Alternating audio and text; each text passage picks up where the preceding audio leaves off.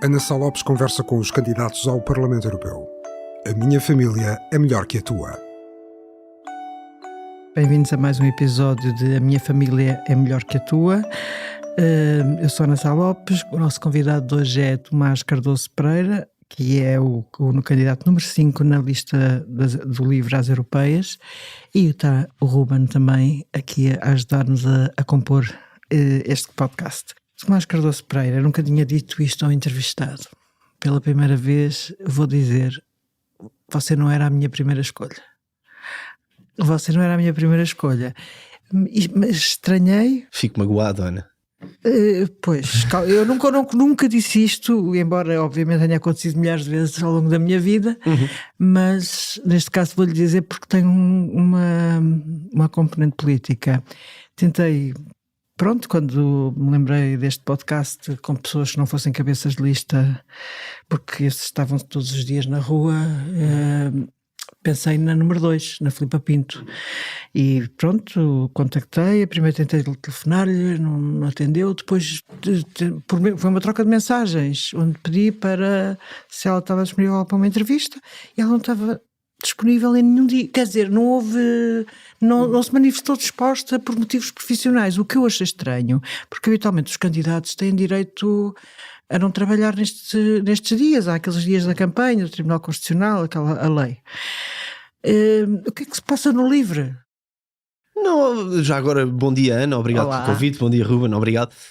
Não se passa nada no livro. Eu confesso que não sei por que motivo é que a Filipa Pinto não se mostrou disponível para vir a esta entrevista. Teria ficado certamente muito melhor servida com a Filipa do que comigo, e percebo que fosse a primeira escolha e eu não. Eu estava a brincar, não fico nada magoado, mas não se passa nada no livro, a não ser que estamos todos bastante empenhados na campanha para estas eleições europeias. Eu não sou a Filipa Pinto, não lhe posso dizer por que motivo é que a Filipa Pinto rejeitou esta entrevista em particular. Há de ter tido os motivos dela. Aquilo que eu sei, e isso foi bastante visível, por exemplo, no passado sábado, onde estivemos em campanha no Porto, e a Filipa Pinto esteve o dia todo em campanha, respondeu a perguntas dos jornalistas, esteve ao lado do nosso cabeça de lista, do Francisco Paupério, participou num comício ao final do dia.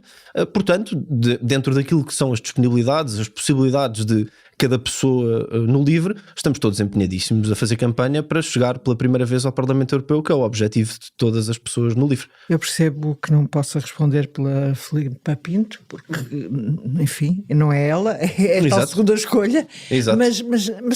Mas sinceramente, é normal que uma candidata número 2, e tendo o LIVRE tido um bom resultado nas legislativas, podia ter nas europeias até ser eleita. Vai ter nas europeias. Portanto, se Filipa Pinto for eleita, vai ser a única candidata no país. É uma coisa inédita, porque é uma candidata que não faz campanha. Não, isso não é verdade. Que é eleita e não faz. Isso não é não verdade. Está na rua. E, aliás, a Filipa Pinto está com motivos profissionais. Tomás, desculpe. Ana, eu acho que se instalou um bocadinho essa narrativa, ou o que lhe quiser chamar, de que determinadas pessoas não estão na campanha, mas não é verdade. A Filipa Pinto tem feito campanha, tem feito a campanha... Aos fins de semana? Não, aos fins de semana, à semana. A Filipa Pinto tem estado envolvida na campanha no Porto. Eu confesso que não acompanho a campanha no Porto de perto, porque sou daqui de Lisboa, tenho feito campanha aqui mais por Lisboa, também tenho ido à margem sul. Aliás, toda a gente no livro tem feito bastante campanha, portanto essa ideia que não corresponde à realidade, de que há pessoas no livro que não estão a fazer campanha, é por isso simplesmente uma ideia que não tem adesão aos factos. Eu hoje sei, por exemplo, que vou ter o Paulo Moachos, deputado do LIVRE, que está aqui em Lisboa, porque está na Assembleia da República, como é óbvio, vai fazer campanha ao Algarve. Amanhã Isabel Mendes Lopes, que é co-porta-voz do partido e líder parlamentar, vai estar na campanha. Quarta-feira o Paulo Moachos outra vez. Eu próprio vou estar num evento. O Rui Tavares também está envolvido. Tem estado envolvido na campanha. Volta a estar esta semana. O Rui Tavares esteve sempre na campanha, Ana. O Rui Tavares esteve na campanha desde o lançamento da campanha, que foi, ou não foi neste passado sábado, dia 1 de junho, na passada sexta-feira, dia 31 de maio, foi uma semana antes disso, portanto a 24 de maio. O Rui Tavares esteve lá no lançamento de campanha. E eu lamento dizer, mas quem não esteve no lançamento de campanha do LIVRE com uma outra notável exceção foi a comunicação social. Só estavam 2 órgãos de comunicação social. A maior parte da comunicação social não marcou presença no lançamento de campanha do LIVRE, inclusivamente o público não esteve lá, com muita pena minha, desculpe ter de dizer isto, mas corresponde aos factos. Mas se o público tivesse estado, e se as televisões tivessem estado, e se a restante comunicação social tivesse estado, teria visto o Rui Tavares no lançamento de campanha do LIVRE, com a co-porta-voz Isabel Mendes Lopes, que interveio. Teve também o Paulo Moacho, deputado pelo LIVRE, também interveio. Nós tivemos 3/4 do grupo parlamentar no lançamento de campanha do LIVRE para as europeias. Tivemos vários dirigentes, várias pessoas da direção. O único deputado que não esteve no lançamento de campanha foi o Jorge Pinto, e era porque estava na Madeira no último dia de campanha, que também correspondeu a sexta-feira, 24 de maio. Portanto, esta ideia, que é pura e simplesmente isso, é uma ideia, não corresponde à realidade, de que a direção do partido, o Rui Tavares, a Filipa Pinto, quem quer que seja, não está envolvido na campanha do LIVRE, é uma ideia que não tem... Quem estiver na campanha do LIVRE vê que isso não corresponde aos factos. Vemos o Francisco Paupério andar sozinho por aí, quer dizer, as imagens, as televisões, eu não andei com o Francisco Paupério na rua para poder aferir isso com uma linha fina, mas vemos as imagens e o Francisco Paupério está com 3 amigos. Não está com 3 amigos, está com... 3 amigos, peço desculpa, 3 militantes. Sim, claro, está com militantes do LIVRE. É normal que um partido com o tamanho que o LIVRE tem, com o tipo de implantação que o LIVRE tem, não tenha uma capacidade de mobilização avassaladora em todos os pontos do país. Portanto, quando o Francisco Paupério está fora de um grande centro urbano, é normal...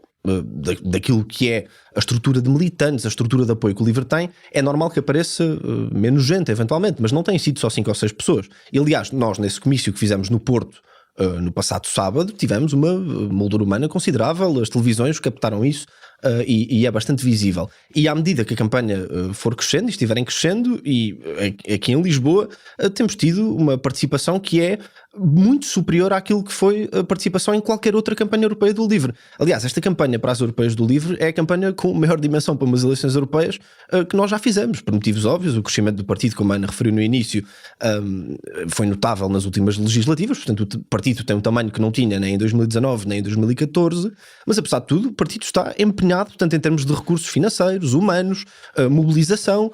Acho que isso é palpável estando no terreno e acompanhando a campanha no terreno.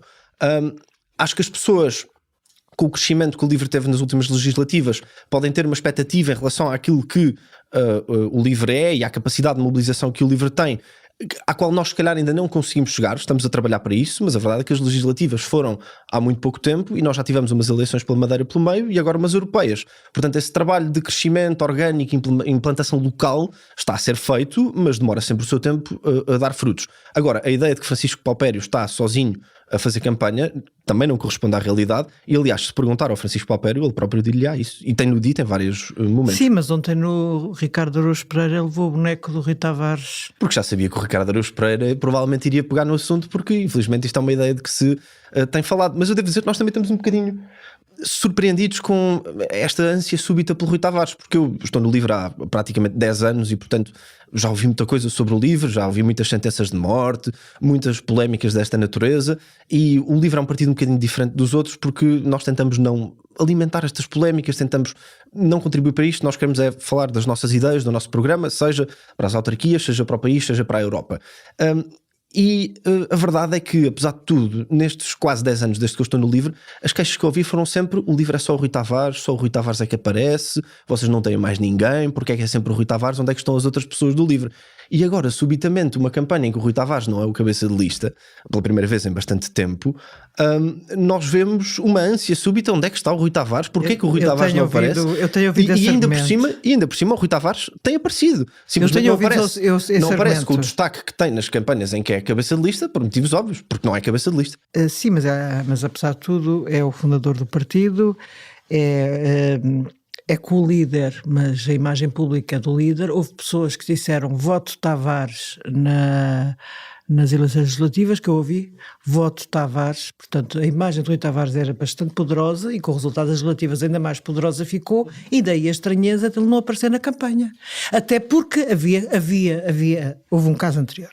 Francisco Paupério, um candidato mal amado. O LIVRE queria restringir a segunda volta apenas a militantes depois de ele ter obtido o resultado, porque supostamente não era ele o desejado. Não foi por isso que, e noto que já tenho ouvido também nos últimos dias que o LIVRE tentou cancelar as primárias, tentou excluir candidatos das primárias, nada disso aconteceu. A segunda volta. Sim, o que aconteceu foi a Comissão Eleitoral do LIVRE, da qual já agora Rui Tavares não faz parte, e que tinha pessoas... Claro que não. Tinha pessoas, não, mas também se tem dito, o Rui Tavares tentou excluir... Porque o LIVRE está... Mas essa Comissão Eleitoral tinha pessoas de várias sensibilidades do partido. Tinha pessoas que faziam parte da direção do partido, nenhuma delas ao Rui Tavares, mas tinha pessoas até que concorreram numa lista opositora à lista do Rui Tavares. E foi uma decisão que foi tomada na Comissão Eleitoral do LIVRE por unanimidade, na altura. E a decisão foi tomada com base numa anomalia que foi detectada, identificada, adiou-se as primárias 24 horas, tomando a Comissão Eleitoral uma decisão preventiva de restringir as primárias apenas a membros e apoiantes, não era apenas a membros, era a apoiantes também, e dando tempo ao Conselho de Jurisdição do LIVRE para analisar a situação. O Conselho de Jurisdição do LIVRE analisou a situação, decidiu que não havia motivos para essa restrição, anulou a decisão da Comissão Eleitoral, ou deu provimento a recursos que apelavam contra a decisão da Comissão Eleitoral. As primárias decorreram na segunda volta de maneira exatamente igual à primeira e seguiu a parada. Tão simples quanto isso. Eu percebo que haja algum interesse em repescar intrigas em altura de campanha eleitoral. São dados objetivos. Sim, mas são notícias são notícias de episódios passados que já foram escrutinados na altura e que agora eu percebo, quer dizer, não me compete a mim escolher o que é que são notícias, compete à comunicação social, mas parece-me que aqui houve alguns critérios que se calhar não foram aplicados da maneira mais correta. Quer dizer, falar-se que o Rui Tavares não tinha estado na campanha quando já esteve, e diz isto porque não havia muita comunicação social na altura para reportar que o Rui Tavares já tinha estado na campanha. Parece-me que houve aqui um trabalho jornalístico que faltou. E depois é evidente que faltou não ter sido coberta a apresentação da candidatura, com certeza. Agora, a verdade é que nós vemos líderes na rua. E a força que Rui Tavares ganhou nas últimas legislativas, de certeza que seria uma grande ajuda para Francisco Palpério. Mas o Rui Tavares tem estado na campanha de rua, esteve no passado sábado, fez um discurso no Comício do Porto. Teve no sábado. Teve no sábado de 1 de junho, teve no lançamento de campanha dia 24 de maio e depois o Rui Tavares esteve envolvido na campanha de várias maneiras que se calhar são menos visíveis. Preparação de debates com o candidato e com outros candidatos, auxílio na comunicação da campanha. Eu percebo que haja uma grande ânsia, quer dizer, percebo, surpreende-me um bocadinho, começo a perceber, porque antes era, onde é que está outra pessoa que não seja o Rui Tavares, e agora parece que só o Rui Tavares é que serve. Mas a verdade é que o Rui Tavares tem estado envolvido nesta campanha de várias maneiras, umas mais visíveis, outras menos. Vamos passar à Europa. Mas eu descanso, deixa-me só terminar, que para descansar a Ana e descansar todas as pessoas que estão com muita vontade de ver o Rui Tavares na rua, ele vai estar bastante na rua nesta semana de campanha, vai a vários eventos, assim como o restante grupo parlamentar, e a nossa co-porta-voz, Isabel Mendes Lopes, que eu percebo que seja uma figura que ainda não é tão pública quanto Rui Tavares, mas nós no LIVRE temos 2 co-porta-vozes, estamos habituados a isso, e aquilo que a nossa co-porta-voz diz vale tanto como aquilo que o nosso co-porta-voz diz. E portanto, quando a Isabel Mendes Lopes está envolvida na campanha, no lançamento de campanha, no lançamento de candidatura, é uma pessoa que tem tanta legitimidade enquanto co-porta-voz quanto o Rui Tavares. E portanto, mais uma vez o registro que há muita vontade de ver o Rui Tavares. Vamos vê-lo. Vamos ter Rui Tavares, vamos vê-lo ainda mais do que aquilo que já temos visto, mas temos tido o partido todo envolvido na campanha, porque queremos muito eleger o Francisco Palpério e a Filipa Pinto, pelo menos. Tomás, como é a posição do LIVRE sobre a Ucrânia, numa altura em que estamos, há quem diga, à beira de ser a guerra mundial, há quem diga à beira de uma guerra na Europa onde pode haver botas no chão, que é um anglicismo. Como é que é a vossa posição?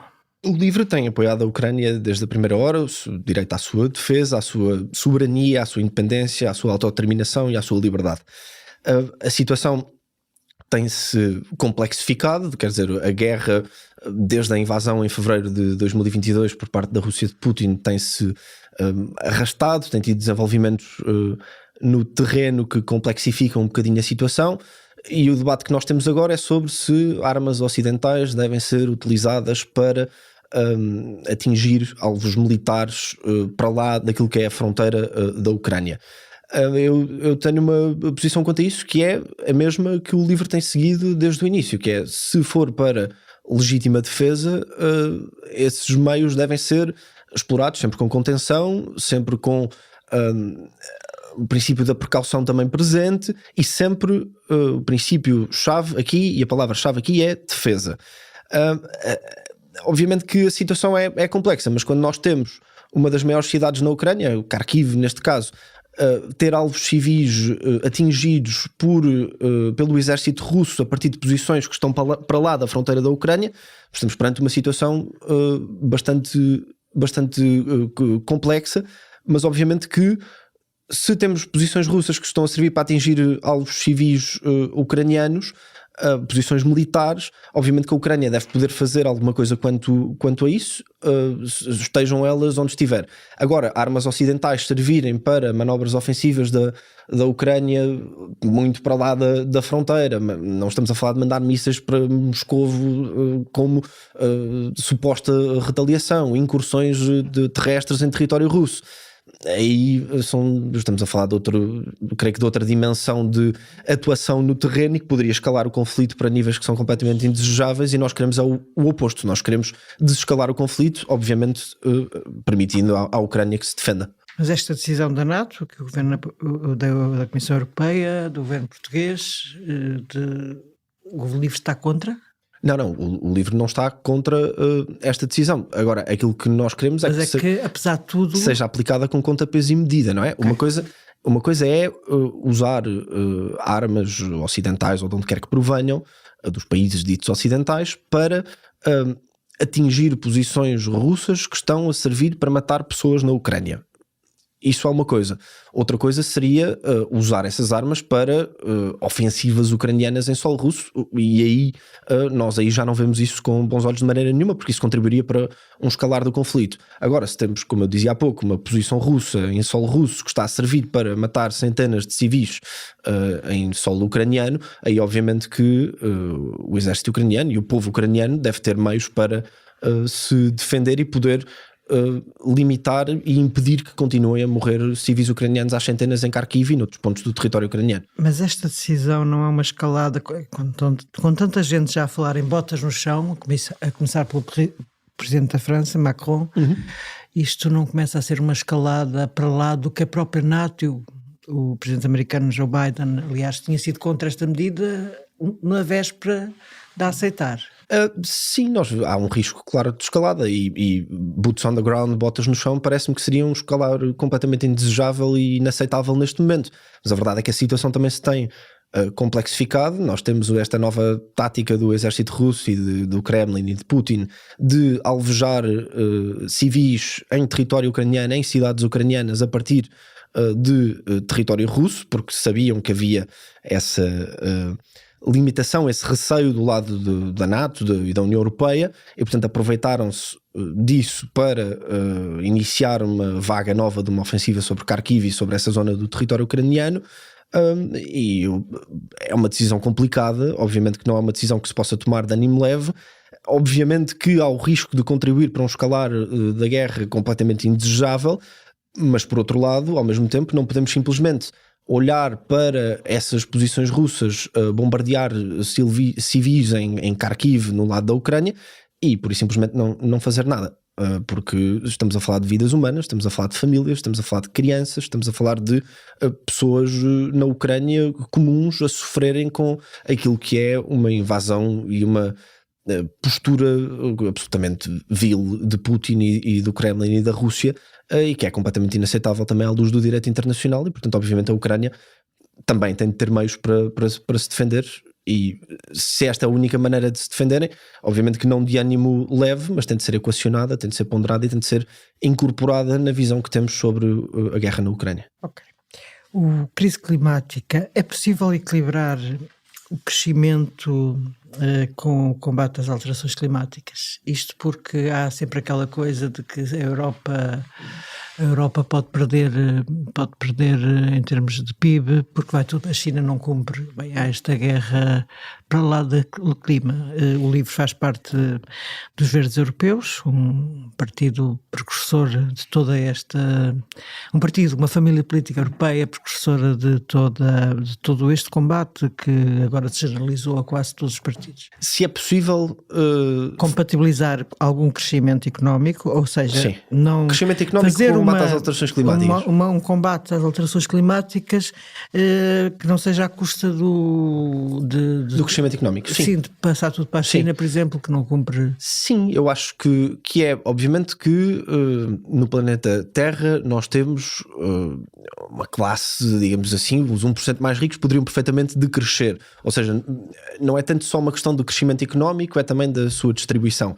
Mas em termos de conciliação entre desenvolvimento económico e combate às alterações climáticas, não só é possível, como muitas vezes é desejável e até é uma das maneiras mais eficazes de combater as alterações climáticas.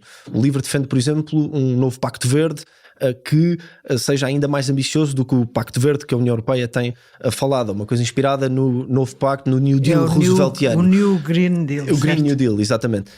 Em que basicamente nós conseguimos apostar nos setores de combate às alterações climáticas, da indústria verde, da transição energética, que são setores de alto valor acrescentado, para não só criar empregos, como empregos bem pagos e altamente qualificados, e que poderiam ao mesmo tempo, no caso português, no caso da União Europeia isso já é feito, poderia ser ainda mais, ajudar a economia a transitar para setores de alto valor acrescentado e transformar a economia mais numa economia do conhecimento, que interligue melhor o setor público, a academia e o setor privado, incorporar mais conhecimento nas estruturas produtivas do país e da União Europeia, e se isso for aplicado a setores verdes e à transição energética e à transição climática, podemos ter aqui um efeito simbiótico que contribui para o desenvolvimento económico e ao mesmo tempo não só não onera o clima e não prejudica o meio ambiente, como até ajuda a combater as alterações climáticas, pois estamos a desenvolver tecnologias que ajudam nesse combate. E portanto,